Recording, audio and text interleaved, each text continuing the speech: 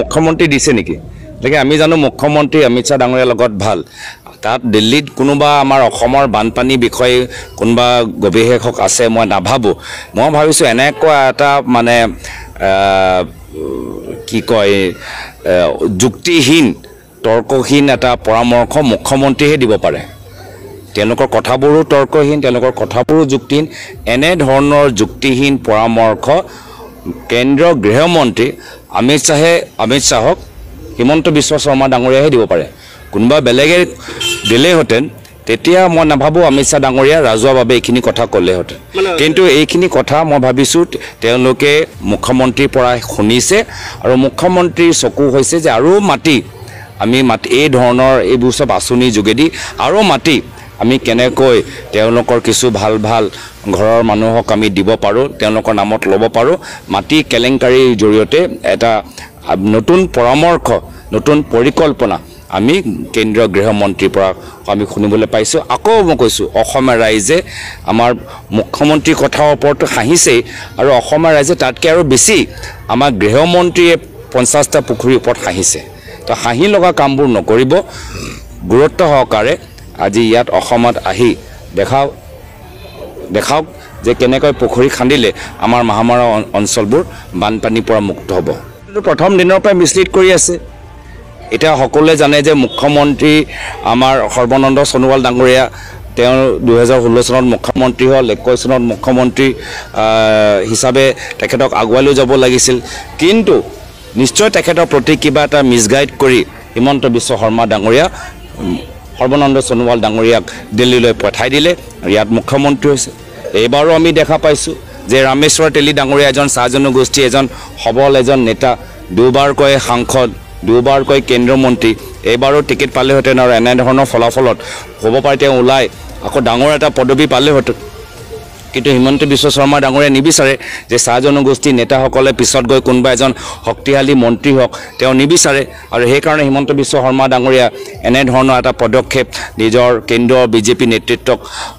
জৰিয়তে কৰিলে তো এই গোটেইখিনি কথা আমি গম পাই গৈছোঁ কিন্তু বৰ্তমানৰ সময়ত আমি বিচাৰোঁ যে য'ত আমাৰ শিবিৰত আজি দৰৱ নাই য'ত শিবিৰত আমাৰ শুদ্ধ খোৱা পানী নাই তাত তেওঁলোকে ব্যৱস্থা কৰক আৰু বহুত ক্ষেত্ৰত আমি দেখা পাইছোঁ যে আমি মানুহবোৰে যথেষ্ট কষ্ট পাইছে SDRF NDRFৰ টীম প্ৰত্যেক আমাৰ সাব ডিভিজনত প্ৰত্যেক ব্লকত থাকিব লাগে চাওক আজি সমগ্ৰ ভাৰতবৰ্ষত আপোনালোকে দেখি পাইছে যে বিজেপি চৰকাৰ আজি কনষ্ট্ৰাকশ্যনৰ ক্ষেত্ৰত কিমান গাফিলতি হৈছে ক'ৰবাত এয়াৰপৰ্টত পানী পৰিছে বিহাৰৰ তেওঁলোকৰ পুল ভাঙিছে ইয়াত আমি অসমত দেখিছোঁ গুৱাহাটী আৰু ডিব্ৰুগড়ৰ কি অৱস্থা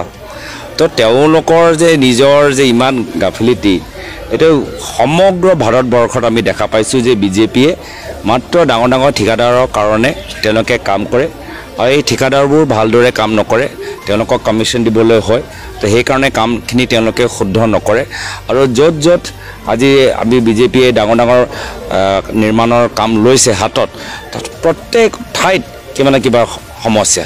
আজি অযোধ্যা মন্দিৰত আজি পানী তাত লিক হৈ আছে আজি পাৰ্লামেণ্টৰ তলত আজি তাতো পানী জমা হৈছে ইয়াতো আমি দেখিছোঁ স্মাৰ্ট চিটি আজি গুৱাহাটী স্মাৰ্ট চিটি আমি দেখা পাইছোঁ নেকি স্মাৰ্ট চিটি প্ৰমাণ আমি ডিব্ৰুগড়ত দেখা পাইছোঁ নেকি তো এইটোৱে হ'ল বিজেপিৰ আজি তেওঁলোকে